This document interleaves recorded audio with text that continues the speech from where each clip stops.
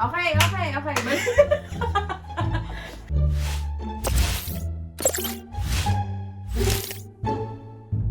Hello guys, my name is Ann And I'm Carla.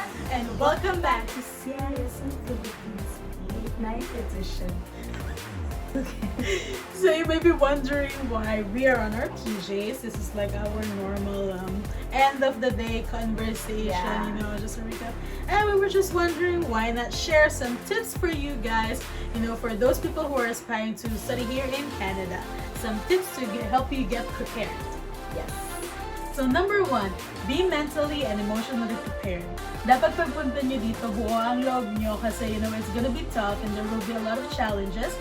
Pero, di ba, kung yun talaga ang gusto nyo, you will have to fight for it. Yes, that is true. And I think this is the most important thing that you have to prepare talaga. Everything else is, extra, but you yourself have to be really prepared. Like for me, before, alam ko na napupunta ako dito, I don't have anybody, no relatives, no friends. So, I expect na yung mga challenges na I have to face. Like, for example, part-time job and yung pag-aaral, ganito, ganyan. So, really, I expected that already na, okay, I'm gonna go through all of it, right? And also, wala yung family by your side, whatever happens. So, meaning, na-anticipate mo na yon and you're really decided na, okay, that is fine. Parang kasama yun sa journey mo here in Canada. Yeah. So, nung pumunta ako dito, even though naranasan ko exactly the same thing na, yun nga, na mahirap mag-part-time and then mag-study and then wala kang kasama, you will feel homesick. Pero, I already know that. Alam mo yun? Kaya, nung na-experience ko siya, I think it's not as hard nung nag-go through ako din because, sabi ko, it's part of the journey. So, Yes, that is true. And look at us, 6 years after PR and 6 years. with a stable job and pursuing more dreams.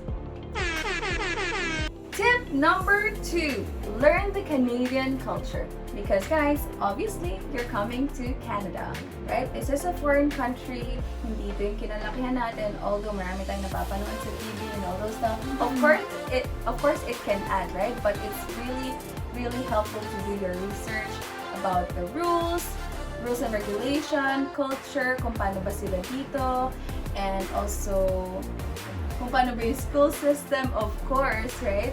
Kasi it's very different from our country, which is Philippines.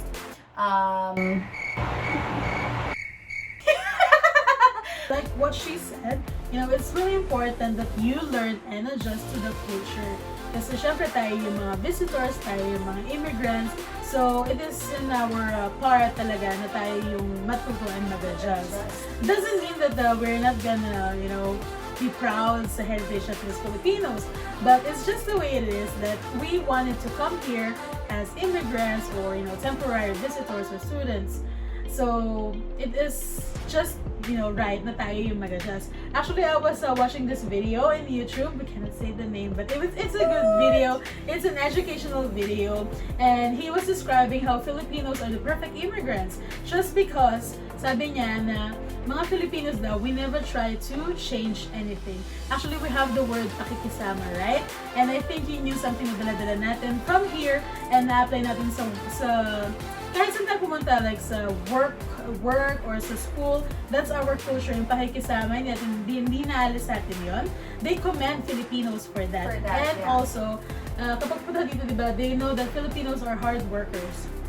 So, marami ang employers na fund sa mga Filipinos. Yeah, and in my 6 years here, talagang I rarely, kumbaga, hear anything bad about, Filipinos. Like, rude or something like that. Parang yung rude, yung ganyan, hindi ko ever pang naririnig. So, like, mostly yung comments of Filipinos that, oh my God, there's so much food, and they take care of us whenever we visit their home, or there's always karaoke, and they're just chill, they mingle, with all of us, with people, ganyan, they're very easygoing, ganyan, and hardworking. So, yun usually yung naririnig namin from other countries, not just from Canadian, because Canada is a very diverse culture. So, hindi lang kayo mag-a-adjust sa Canadians, but talagang culture from around the world. So, so I hope we Filipinos keep it that way. Yeah, the Philippines. Mabuhay! And also, I think Filipinos don't have, as much hard time adjusting. Kasi diba sa Philippines, sabihin na natin, or hindi, we have a very big influence of Western culture sa atin, diba? Even our fast food, makikita mo yan, yung mga fries, music, movies, the movies, right? everything. So, I think it's one major factor kung bakit ang Filipino, they adapt well in Canadian culture kasi Canada is technically, at the western side din. North America, yes. North America.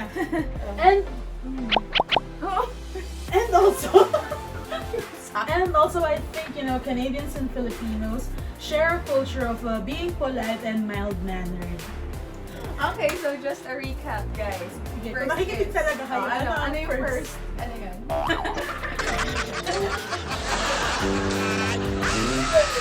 So, number 3, know your financial needs. Okay, one of the thing ng pagiging independent dito is that you're gonna handle your own money. So, every month you have to know how much money will go for rent, how much money will go for food, for transportation, phone bills, health insurance, and miscellaneous fees.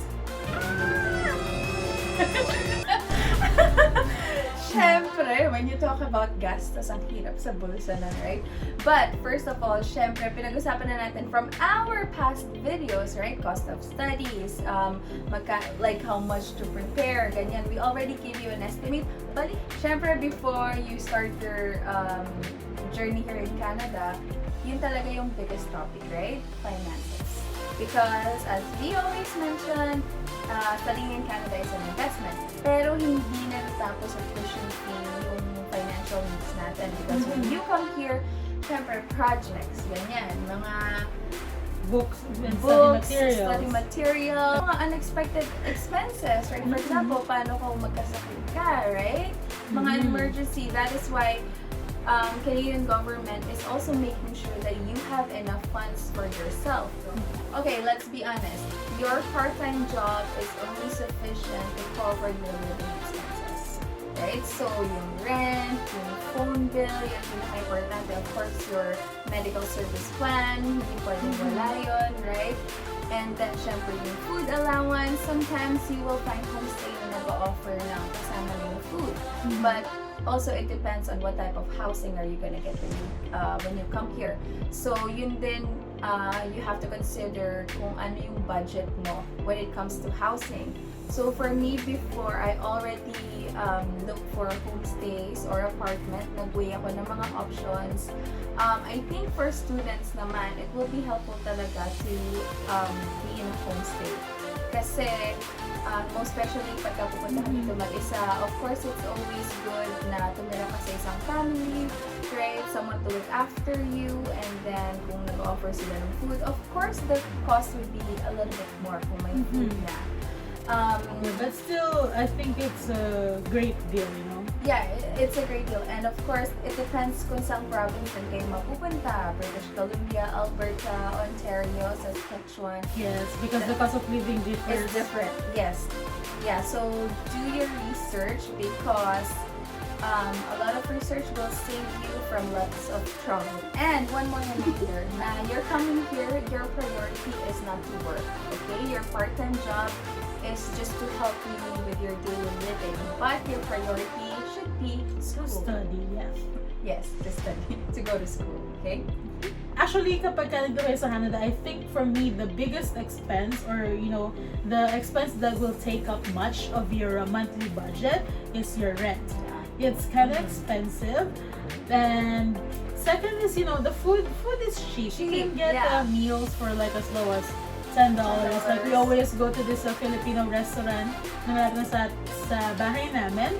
And it's just turo-turo. Yeah, turo-turo, and just $10 you can get like a Filipino meal with the kanin and 2 ulam. Wow, So diba? hot, yun naman gusto ko lang. Oh my God, like si ulam and Like one cannon and Yeah. two ulam.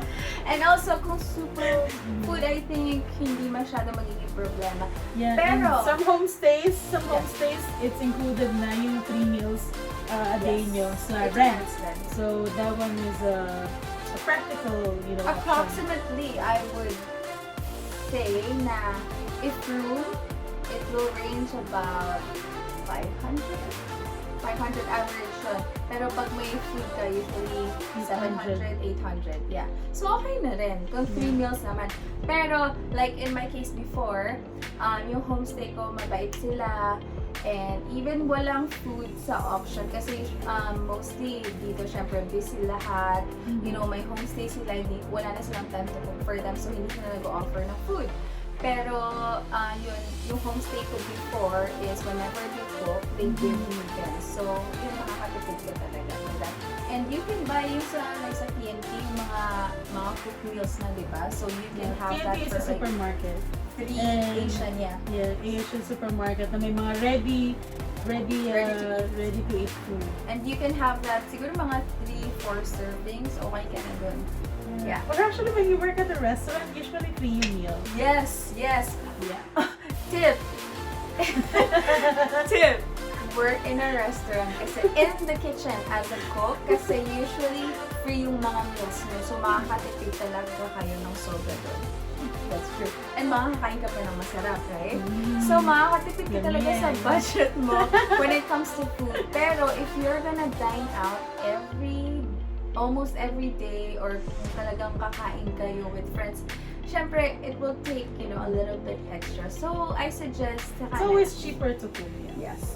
So transportation, students get their special rate and discounts, and you can buy monthly passes like what we Yes. have here in BC. What we have here in BC is called UPass. So, usually kasama siya sa tuition mo.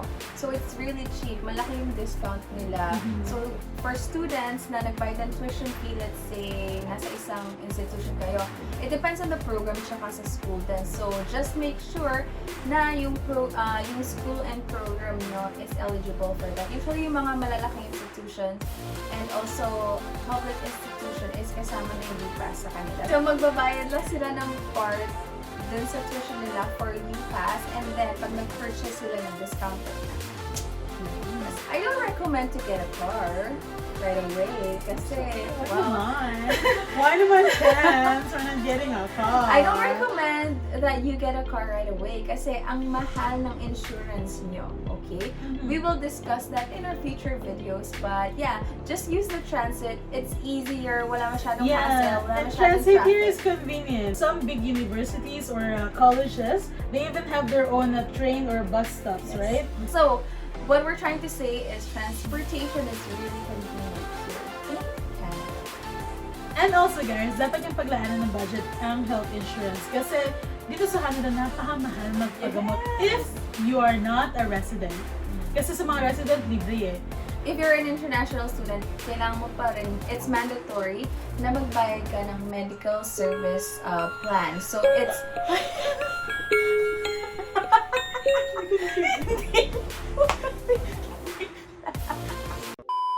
So for international students, you still have to pay, and this is mandatory, you have to pay the medical service plan. So it really depends on what province, kasi ibang province, yung service plan, healthcare nila is libre. For example, guys, dito sa British Columbia, nagbabayad ng international students for MSP ng $75. Pero sulit naman yung $75 sa yun guys. You kasi, have to, guys. You yeah, have to. for any emergency or accident, huwag na sana, pero, just to be prepared, you are covered by MSP, so you don't have to worry about it. Yeah, and the government won't let you in kung wala kayong MSP.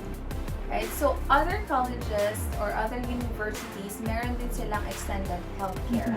So, it really depends on your institution kung nag-offer sila lang. Pero, we recommend that you get one. Kasi nga, it's really expensive if you don't have one. Health is wealth. So while we're talking about financial needs, it's also worth mentioning na, it's very good na magkaroon kayo ng part-time job Yes. just so you have a source of income. Yeah. Right? While you are here So you can start looking sa internet kasi everything you can access naman na sa internet. So I think it would be really good kung prepared na kayo para pagtungkol nyo dito, you're ready to look for that part-time job. Yeah, and syempre, it really depends kung anong program din kayo or kung sang background kayo galing, right? For example, hospitality, maraming restaurant, ganyan. And if you wanna continue in that kind of field, syempre, it's really important kasi it will, kumbaga, add to your, of course, experience, yung mga learnings nyo sa school, kung lahat is on the same field. Pero kung hindi naman, sometimes kasi may mga programs na ang hirap hanapan ng part-time job. So that's okay too, right? But we really recommend that even though you don't need it financially, it's really important na for you to know the job industry here in Canada and also to grow your network, right? And also to personally grow. Yeah. And also guys, syempre kung kumikita kayo from your part-time job, you need a bank, right?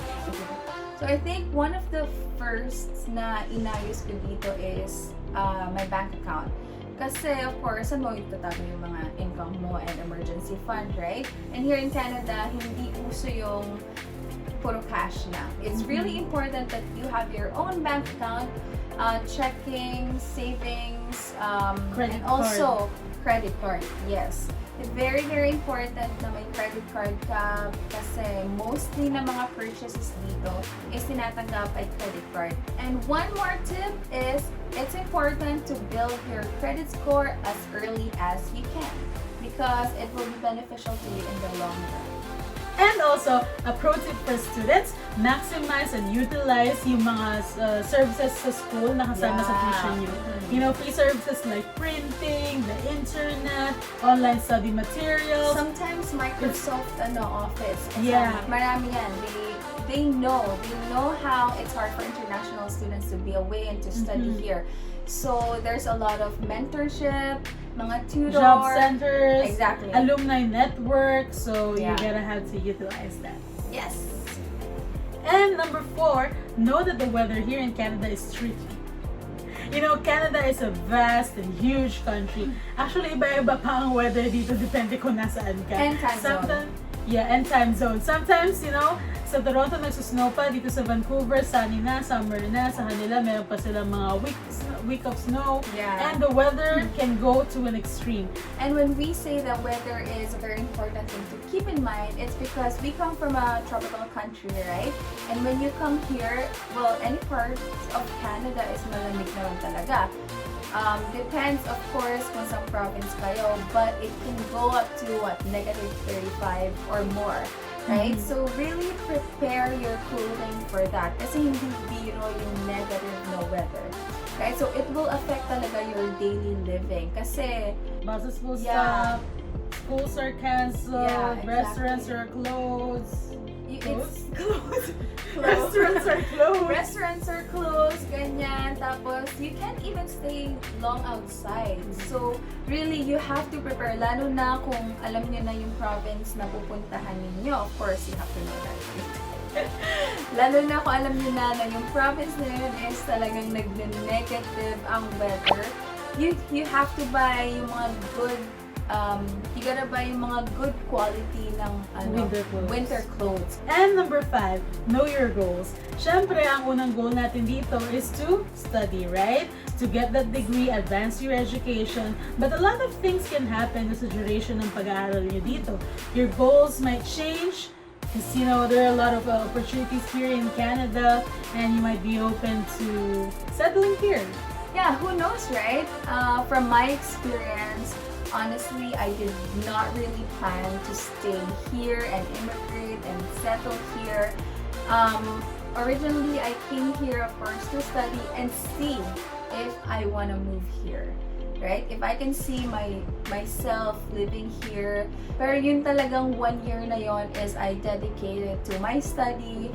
And of course, syempre, parang yun pa yung stage na, okay, do I want to stay here? Can I adapt to their culture? And along the way, I realized that, yes, I want to stay here. So, the opportunity is everywhere. It really depends. Some people, they already know why they want to come here. right? And somebody else are, still finding out if what they really want is to stay here. So whatever your goals are now or in the future, it can change. It can change, right? So along the way, you'll discover more of yourself and of course more of Canada. The longer you stay here, I think for me, the longer I stay here, the longer I enjoy it, the longer I realize that There's so much to love and like here. yes. actually. 6 years ago, if I look back, I never regret my decision to stay here. So ngayon, share ko na experience ko and I have the opportunity to guide, future international students, especially from the Philippines, right, to come here to Canada. That's it for tonight, guys. Sana may natutunan kayo dito sa aming video. For more international student tips and guides, please visit our website, CISMPH.ca. Good night from Vancouver. And good morning, Philippines!